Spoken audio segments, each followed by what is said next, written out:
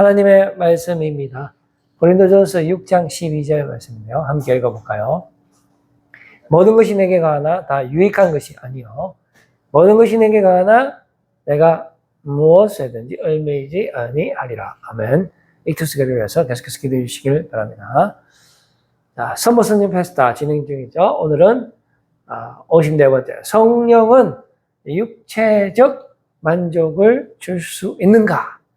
하는 질문으로 오늘 전해주신 은혜의 말씀 나누기를 바랍니다. 성령과 육체의 관계에 대해서 우리가 생각을 하게 됩니다. 지금 우리가 살고 있는 시대를 보고 우리가 성령의 시대라고 하는데요. 이제 예수님께서 부활하신 다음에 그리고 성천하시고 보혜사 성령님을 보내주셨기 때문에 지금 비록 우리 눈으로는 볼 수 없지만 성령의 충만함 또 성령님의 임재하신 가운데 우리의 몸이 성전으로 사용되고 그래서 실시간으로 성령님께서 우리를 위하여 또 중보기도 하시고 또 우리에게 어떻게 말을 해야 될지 어떻게 행동해야 될지 또 그때마다 세임 주시고 능력 주셔서 그야말로 정말로 은혜 받을 만한 때에 너희들이 은혜를 받는다라고 말씀하셨는데 정말 은혜의 시대를 살고 있습니다.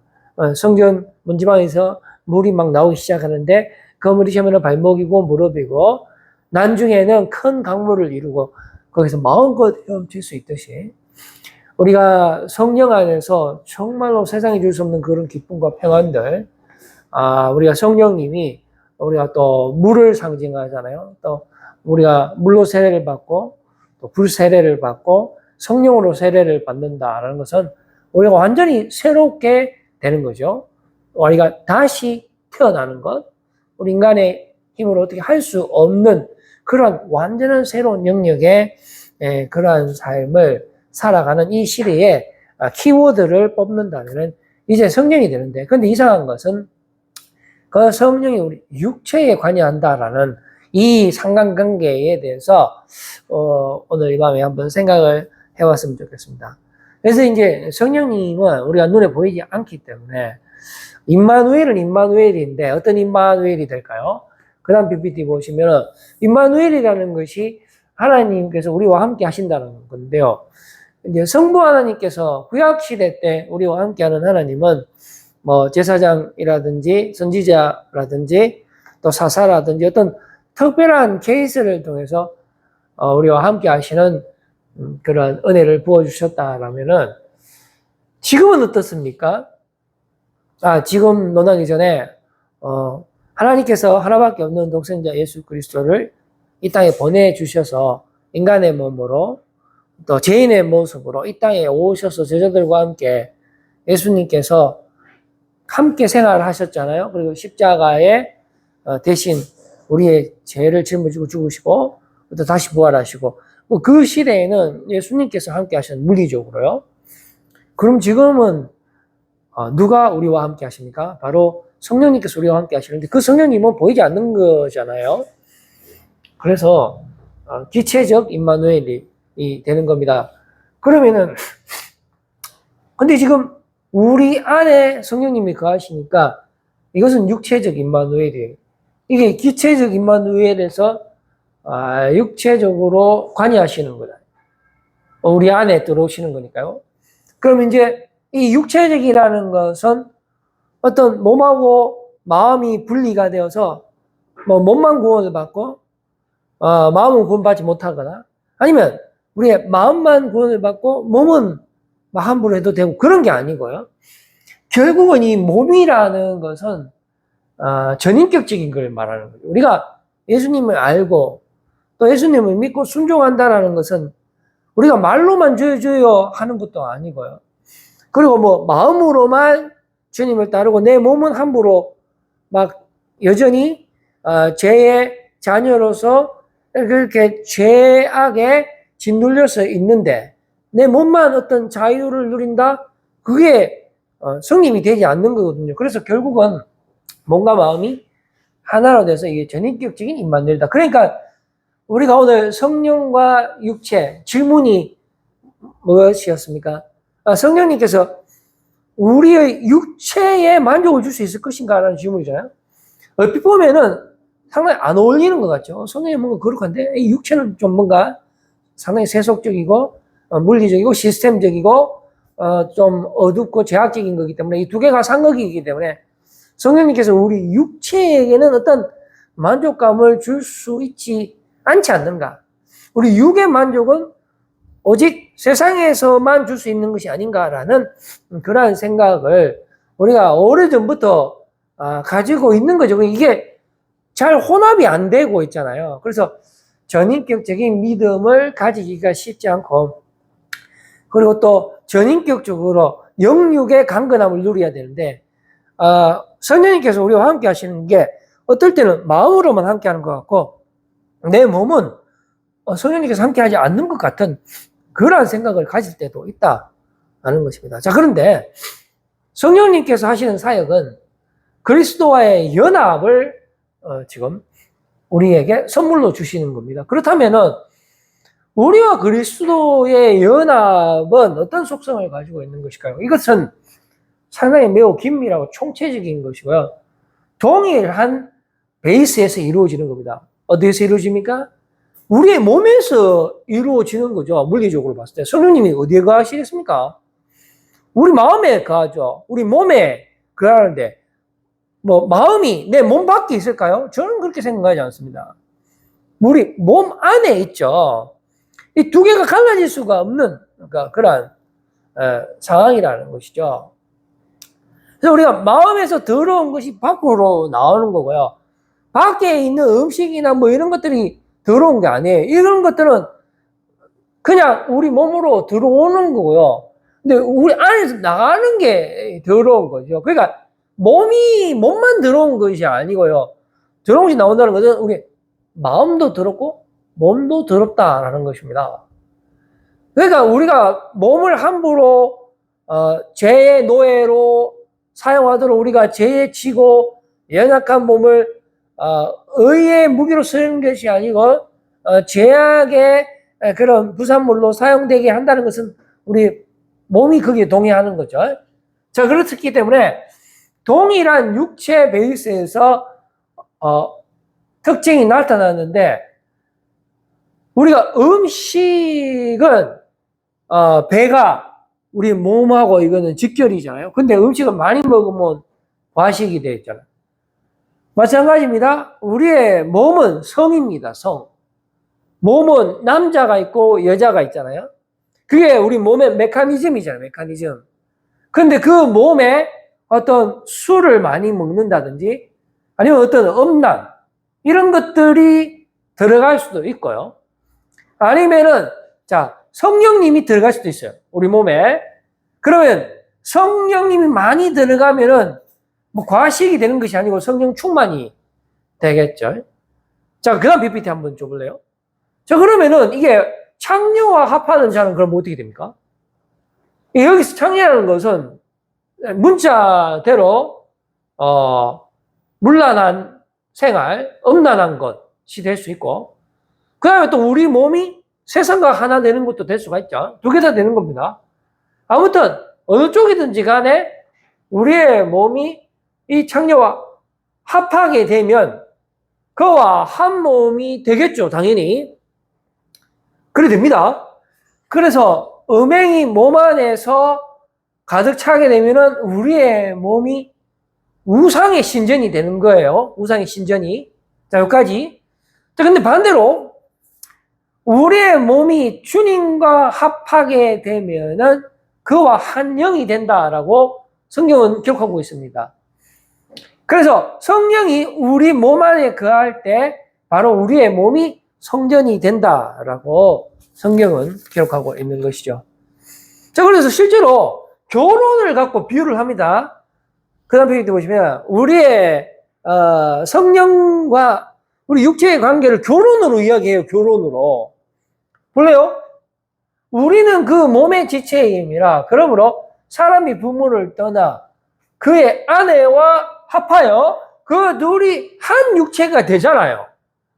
자, 그렇듯이 이 비밀이 큰데 나는 그리스도와 교회에 대하여 말하노라. 그러니까 그리스도와 교회, 여기서 말하는 그리스도는 성령님이고 교회는 성도를 말합니다. 그런데 이 두 개의 관계가 남자와 여자가 결혼하는 것과 똑같은 메커니즘을 갖고 있다라고 이야기하는 것이죠. 그러니까 동일한 육체 베이스에서 마음과 육 따로 보면 안 돼, 이제. 이 물리적인 육체의 베이스가 악령이 가득하고 음란이 가득하고 술 취함이 가득하면 우상의 신전이 되어서 그것과 한 몸이 되는 거고요. 우리의 몸 안에 성령의 충만함이 있고 그러면 한 영이 되어서 그리스도의 성령님이 거하시는 성전이 된다. 라는 아주 중요한 사실을 우리가 알게 되는 거죠. 그러니까 지금 성령의 시대에 우리 육체와의 이 관계는 이건 너무나 직접적이고 중요한 관계가 죽느냐 사느냐의 문제인 거예요. 성령이 내 몸하고 상관있나? 몸은 담배 피고 교회만 잘 가면 안 되겠나? 몸은 내가 육적인 쾌락을 그 몸이 원래 그래 생긴 건데 왜 하겠노? 그래, 내 좀 자유롭게 살자. 성개방 시대 아이가? 그 주일날 깨끗하게 얘가 교회 가면 되지 누가 알겠나? 그거 모르겠습니까? 하나님 다 알죠. 그렇기 때문에 하나님이 결혼을 비유하는 거예요. 아니다. 결혼과 똑같다라고 이야기하는 거죠. 그래서 신랑은 예수님이 되는 거예요. 그 다음 PPT요. 그러면 신부는 성도죠. 그래, 우리 예수님께서 나오고 여기 슬기로운 처녀 5명이잖아요. 미련한 처녀는 아이고 우리 신랑 언제 오겠노 하고 잠자다가 미처 기름을 준비하지 못해갖고 천국 잔치에 들어가지도 못했다는 거 아닙니까? 그럼 우리가 항상 신부로서 정결하게 순결하게 정말 성령님을 모시면서 내 몸과 마음을 정말로 온전히 주님 앞에 드리면서 의의 모기로 그렇게 살아야 되는 거죠. 근데 이제 문제는 우리 힘으로는 그게 안 되죠.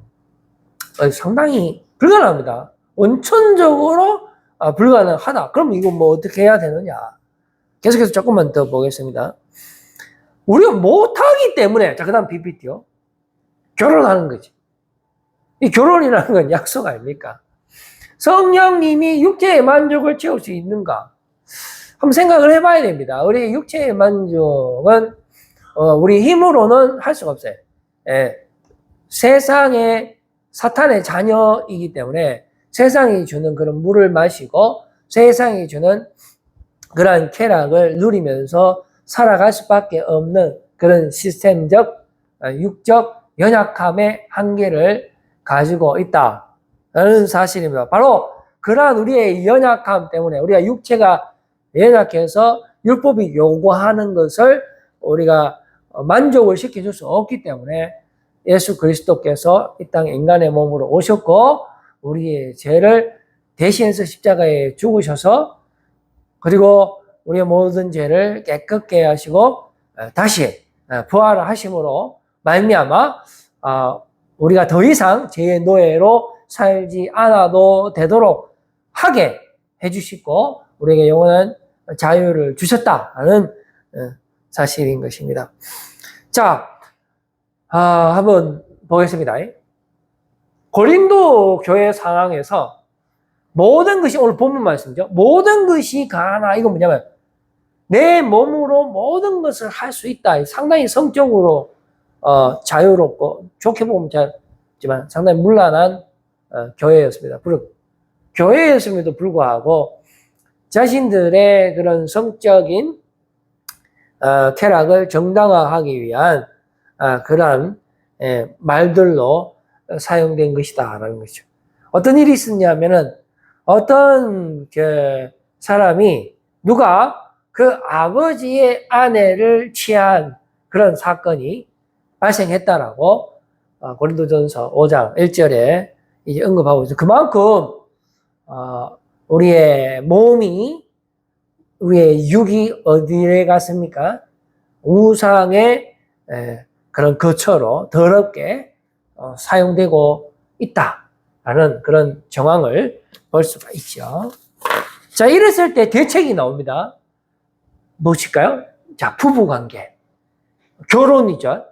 어떻게 합니까? 음행을 피하기 위하여 결혼하라 했습니다.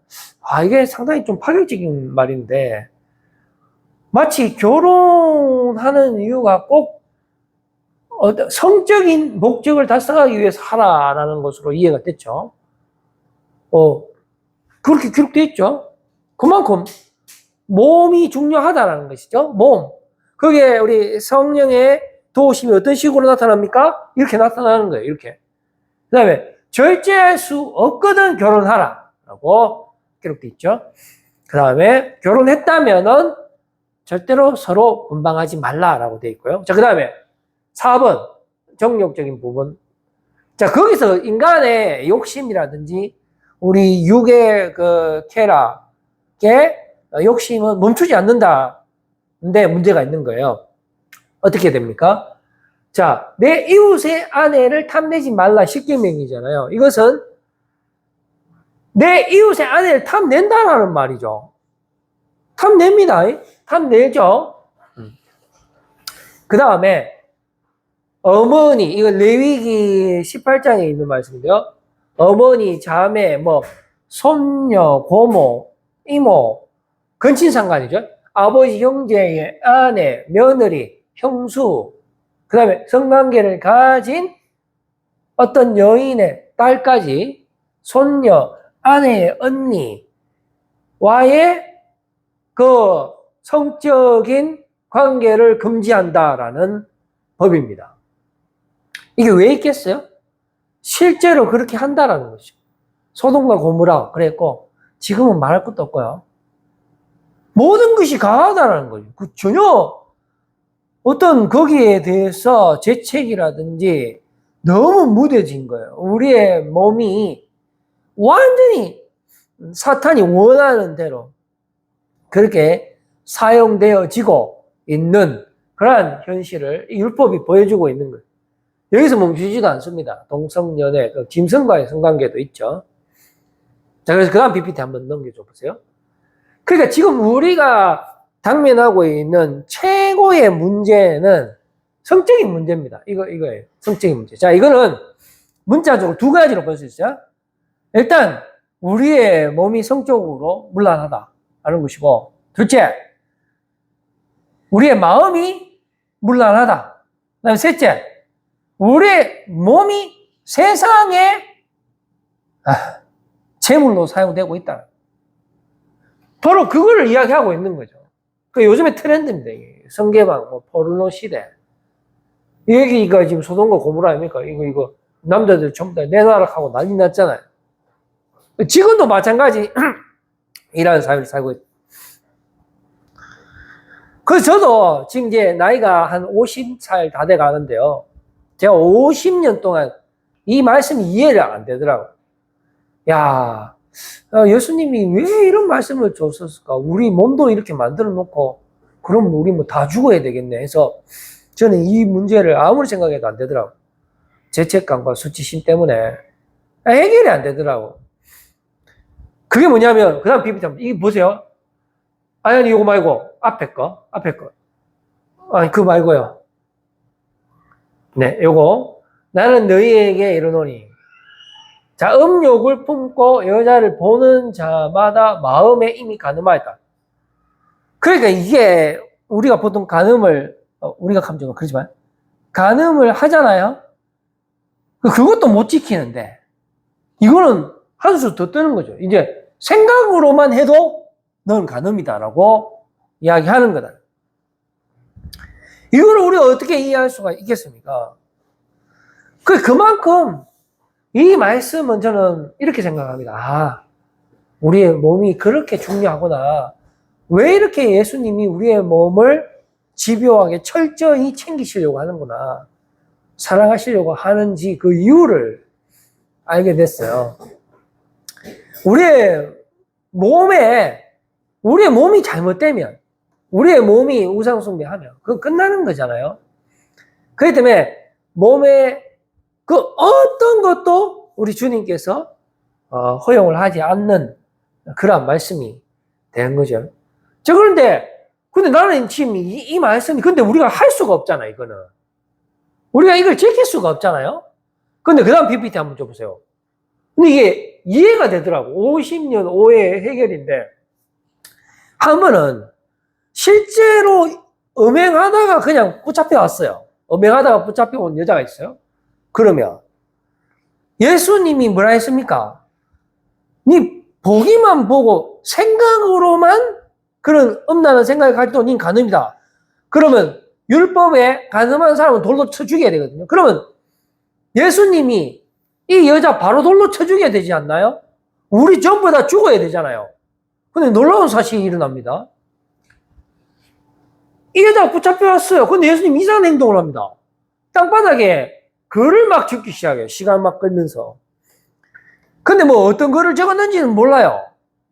저는 그냥 매네매네 대결 우바르신 이런 거 적었었지 않을까. 그 외에 손이 막 나타나갖고 막 적었는데 해석이 안 되니까, 해석하니까, 야, 이 까불지 마라, 이씨. 니는 이제 끝장나서, 니는 내 말도 안 듣고, 니는 말 안 들으니까 니는 끝장낼 기야. 뭐 그런 뜻이었잖아요.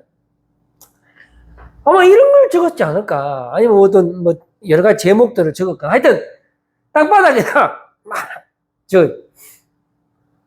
그래도 막 사람들이, 아니, 빨리 예수님, 당신은 뭐 생각만 하면 죽이라면서요. 그랬는데 예수님이 뭐라고 이야기합니까? 그래, 죽여라. 율법을 폐하시는 게 아니고, 율법을 완성하러 오신 분이기 때문에, 그 대신에 너희 중에 죄가 없는 자가 돌로 쳐 죽이라. 이렇게 말씀을 하시고, 또 땅바닥에 글을 막 적으시는 거예요. 그러니까 예수님은 어떻게라도 율법도 완성하시지만은 그보다 율법보다도 더 중요한 거. 율법의 완성자가 예수님이에요. 남들이 뭐라 하든지 간에 여기서 제일 중요한 거는 바로 이 여자의 몸이라는 거예요. 몸. 사실 예수님이 그 여자 안 사랑하면 제일 먼저 그냥 표현이 좀 그렇습니다만 버려버리겠죠. 간음했으니까. 근데 예수님이 진짜 이 여자 사랑하니까 안 죽이는 거예요. 자, 여러분, 저와 여러분, 저부터 그냥 제가 현행범. 그래서 죽어야 되는데 안 죽이죠. 보세요. 그래서, 사람들이 다 떠나가죠. 왜냐면, 죄 없는 자가 돌로 치락하니까 그 죄 없는 사람 어디 있습니까? 다 떠나게 되고, 그랬을 때, 우리 예수님 그 여인에게 그 여인이 혹시나 부끄러워할까봐, 죄책감 때문에 힘들어할까봐 이걸 다 막아주신 여자의 고발한 자들이 어디 있느냐? 한 명도 없지. 다 예수님이 쫓아 보내주시고, 그러면 뭐, 나도 너를 정죄하지 않겠다. 그러면 죄지도 되는 건가? 이렇게 생각할 수 있죠. 아닙니다. 뭐라 하는 줄 압니까? 다시는 죄를 범하지 마라. 우리가 다시 죄를 지을 거라는 거 예수님이 모르겠습니까? 알죠. 다 압니다. 예수님 다 알아도 다시는 죄를 짓지 마라 라고 말씀하시는 거고, 그러면 너희가 생각만으로 음란한 생각에도 가늠한 거다. 우리가 그런 걸 한다 하는 걸 모르겠습니까? 예수님이 다 알죠. 알아도 그런 말씀을 하는 것입니다. 그러니까 예수님께서는 이 여인을 정말로 사랑하는 거예요. 진짜로 이 여인을 사랑하시는 것입니다. 그러니까 성령님께서 우리의 몸을 정말로 사랑하는 거예요. 그래서 정말로 아름답게 우리를 온전히 우리의 육체를 주님께서 책임져 주시기를 원하신다 하는 것입니다. 이제 저는 말씀을 해주려고 합니다. 마지막 PPT요. 자, 성령과 육체의 상관관계 오늘 우리가 살펴봤는데요. 우리의 몸이 부활합니다. 우리의 몸이 부활해야 되고, 부활할 때 영과 육이 분리 없어요. 전체로 하나님 앞에 서게 될 것입니다. 그러면서 우리의 몸이 바로 하나님의 소유가 된다라는 것입니다. 그래서 성령님께서는 우리의 몸에 만족을 주시는 것이다. 우리의 몸에 완전한 만족을 주시기 위해서 우리의 몸을 철저히 사랑하시고 지키기를 원하시는 그 주님, 우리 성령님께서 바로 우리 몸 안에 거하시면서 우리의 모든 더러운 것들을 다 소멸시켜 주실 거예요. 우리 힘으로는 할 수 없지만은 성령의 능력으로 우리의 죄를 깨끗게 해주시고 우리의 모든 더러운 부분을 깨끗게 하셔서 우리가 온전히 주님 앞에 설 수 있도록 그렇게 만들어주시는 그 성령님의 은혜에 여러분들 항상 기뻐하시고 동행하셔서 승리하시는 여러분들 다 되시길 바라겠습니다. 기도하겠습니다. 하나님